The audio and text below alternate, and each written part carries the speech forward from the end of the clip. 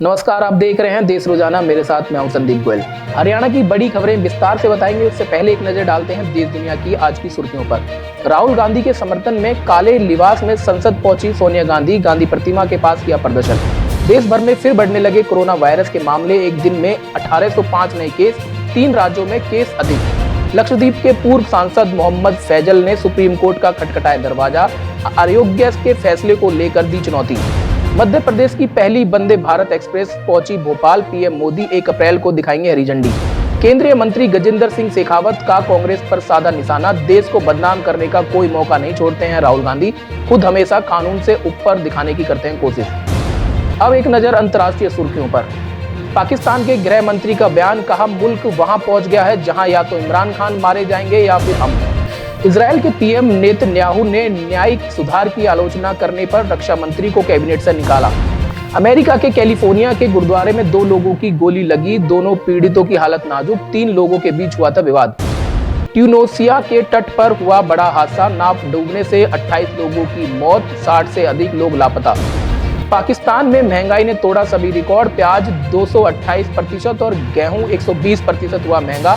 आटे के लिए लाइन में लगे 4 बुजुर्गों की मौत। हरियाणा में नवरात्रों के दौरान कुट्टू का आटा खाने से अब तक 500 से अधिक लोग बीमार हो चुके हैं, तो वहीं एक व्यक्ति की मौत हो चुकी है। ऐसे में फरीदाबाद में भी लगातार फूड एंड सेफ्टी डिपार्टमेंट की ओर से दुकानों पर जाकर कुट्टू के आटे के सैंपल लिए जा रहे हैं। हरियाणा के अलग अलग जिलों में फूड एंड सेफ्टी डिपार्टमेंट की टीमें सतर्क नजर आ रही हैं। इसी को लेकर फरीदाबाद के अधिकारी पृथ्वीराज ने बताया कि कैसे वह कुट्टू के आटे की जांच कर रहे हैं और लोगों से अपील कर रहे हैं कि कैसे परख कर ही इस आटे को खाएं। उसमें हमने कुट्टू का आटा है और अपने ये सिंगाड़े का आटा है, सामक है, बनाना चिप्स है, पोटैटो चिप्स है, संध्या नमक है। इस प्रकार के प्रोडक्ट्स के हमने सैम्पलिंग की है।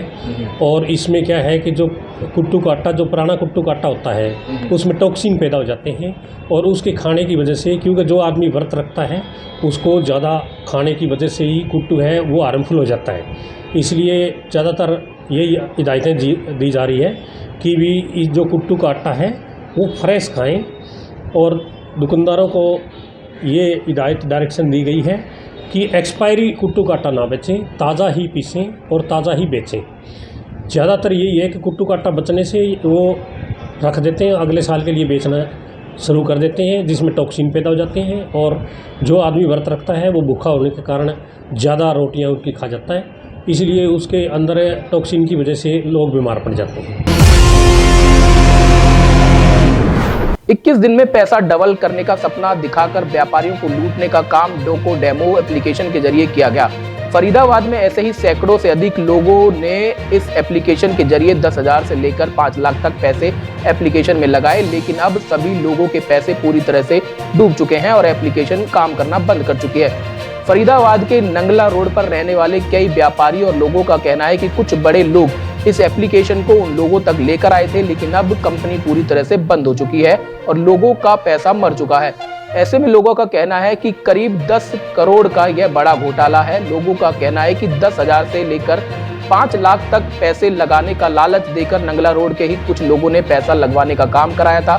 साथ ही यह भी कहा गया था कि यदि कुछ ऐसा होता है तो वे उनके पैसे वापस लौटाने का काम करेंगे, लेकिन अब एप्लीकेशन पूरी तरह से बंद हो चुकी है और पैसा पूरा डूब चुका है। लोगों ने मिलकर पहले इस बारे में कंप्लेंट भी की, लेकिन कुछ हासिल नहीं हो पाया। अब मामला धीरे धीरे बड़े अधिकारियों के संज्ञान में पहुंच रहा है। अब देखने वाली बात होगी कि इस एप्लीकेशन को लाने वाले और लोगों तक पहुंचाने वालों पर क्या कुछ एक्शन लिया जाता है। 10,000 क्या वादा बोल रहा था 21 दिन में डबल होंगे पैसे? हाँ, 20 दिन में डबल हो जाएंगे। 20 दिन में डबल हो जाएंगे। तो वही डबल पैसे मिले ही नहीं, निकले ही नहीं। मिले ही नहीं। कब लगाए थे? वो 11 तारीख को लगाए थे जी। बहुत ज़्यादा अगर ऐसे बात करूं तो नगला रोड पे 1-2 दुकान ही कम होंगी, बाकी सब बंदों ने अपना जितना हो पाया उतना सबने लगाया है। और आज के टाइम पे वो सारे ही पछता रहे, जैसे मैं पछता रहा हूँ अपने 10,000 रुपये लगा के। तो किसने लगवाया ये? कौन ने आइडिया दिया ये ऐप?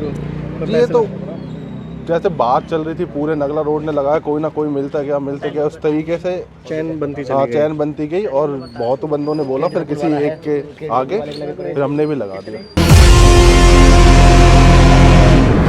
पीने के पानी सीवर की समस्या से परेशान सेक्टर 55 के लोगों ने नगर निगम कार्यालय पर प्रदर्शन किया। अधिकारियों को इस दौरान ज्ञापन भी दिया गया। लोगों ने सेक्टर में बनाए जा रहे फ्लैट को लेकर एक निजी कंपनी पर निशाना साधते हुए कहा कि अब तक प्रशासन उनके सेक्टर के लोगों को सीवर की समस्या से निजात नहीं दिला पा रहा। इन फ्लैट के बनने के बाद जीवन नरकीय हो गया है। लोगों की माने तो इलाके में सीवर की पाइपलाइन बहुत छोटी है, जिसके चलते आए दिन सीवर की समस्या बनी रहती है।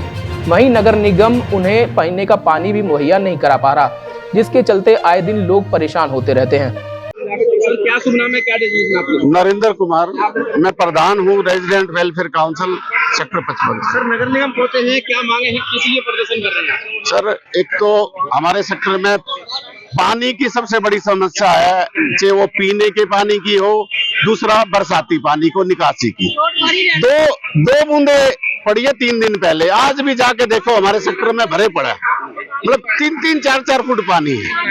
और अब एक नई चीजें, दूसरा एक कोई हमारे सेक्टर के साथ कंपनी थी, मौर्या कंपनी, वो प्लाटिंग करनी शुरू कर दी। वो उसका बरसात का पानी, अभी तो हम अपना सेक्टर ही नहीं झेल पा रहा था, वो भी बरसात का पानी हमारे यहाँ आएगा। और जो सेक्टर कटता है ना, उसकी सीवर की, पानी की, सेक्टर की प्लाटों के अनुपात के हिसाब से लाइनें डलती हैं। हमारे तो है ही, बीमारी तो हो ही रही है। बुखार हो जाते, बुखार ठीक होने में नहीं आते, खूब बीमारी फैल रही है। कीड़े मकोड़े गंदगियां यहाँ सारी हो, निकालने का रास्ता ही नहीं है, बाहर ही नहीं निकल पाते। सेक्टर में रहते हो आप? सेक्टर 55 में रहते हैं। 1051 हाउस है हमारा, 52, इनका 52 है। वहाँ के पार्षद विधायक जी से कभी आपने शिकायत दी है? शिकायत में गए, हम खुद गए, ऑटो करके जाते हैं, सारी औरतें जाती हैं। क्या कहते हैं वो? हाँ जी, आएंगे, हाँ जी करवाएंगे। कौन है यहाँ के पार्षद साहब, कौन है आपके? मुकेश डागर जी। मुकेश डागर जी को शिकायत। पाली गांव में डंपिंग यार्ड बनाने के विरोध में सैकड़ों ग्रामीणों ने पहले तो गांव में पंचायत की और उसके बाद केंद्रीय राज्य मंत्री कृष्णपाल गुर्जर से मिलने उनके कार्यालय पहुंचे, जहां पर पुलिस ने बैरिकेड कर उन्हें कार्यालय से पहले ही रोक दिया, जिसके बाद ग्रामीण सड़कों पर ही बैठ गए। ग्रामीणों की माने तो उनके इलाके में डंपिंग यार्ड ना बनना जाए, इसके लिए वो लगातार प्रयास कर रहे हैं और विरोध कर रहे हैं। इससे पहले भी उन्होंने केंद्रीय राज्य मंत्री कृष्णपाल गुर्जर से मुलाकात की थी, तब उन्होंने डीसी को इस संबंध में कहा था कि लेकिन अब फिर खबर आ रही है कि उनके इलाके में डंपिंग यार्ड बनाया जा रहा है। तो वह केंद्रीय राज्य मंत्री से उनके इलाके में सांसद हैं, तो इसी के चलते वो आज उनसे मिलने आए थे, लेकिन पुलिस ने उन्हें रोक दिया और मिलने नहीं दिया। प्रदर्शन है, क्या मांगे आपकी, किस लिए बैठे हैं? पहली बात तो ये कि ना धरने पे ना प्रदर्शन पे, मजबूरी में नीचे बिठाया गया है। मंत्री जी के पास आए मिलने। 1-1.5 महीना पहले ये कचरा घर प्लांट जो खत्ते का है, सोतेई गांव में लगाया जा रहा था। वहाँ के लोगों ने जब विरोध किया तो वहाँ के स्थानीय विधायक ने उनका साथ दिया और स्थानीय विधायक ने मंत्री जी से मिले और मंत्री जी ने सोतेई से उस कूड़ा घर को हटवा करके और इसको वहाँ से हटवा दिया। फिर प्रशासन ने पाली के पहाड़ में इस कचरा घर के लिए जगह बनाई। हम मंत्री जी से मिले थे और मंत्री जी ने डीसी साहब को भी आदेश दिया था कि पाली के पहाड़ में नहीं लगाया जाए। हम सभी लोगों ने, इलाके लोगों ने मंत्री जी को धन्यवाद किया था, मगर अब दोबारा से एक अफवाह चल रही है कि ये पाली में लगाया जाएगा। हम अफवाह चल रही है, आपने जैसे बोल रहे हैं अफवाह चलती है, टेंडर हुआ है, कोई अखबार में भी आया है, तो हम मंत्री जी से मिलने आए हैं कि मंत्री जी आपने हटवा दिया था। और लोग ये कहते हैं कि मंत्री जी अपने जबान के धनी हैं, जब एक काम के लिए कह देते हैं उसको पूरा करते हैं। वो राजा हैं, हम भिखारी हैं, बैठे हैं। राजा के सामने तो प्रजा नीचे बैठती है। तो क्या मांग है आपकी, किस मांग के लिए? ये डंपिंग यार्ड जो हमारे यहाँ क्रेशर जोन के ऊपर पाली में बनने जा रहा है, इसको यहाँ ना बनाया जाए, क्योंकि यहाँ कई गांव प्रभावित होंगे।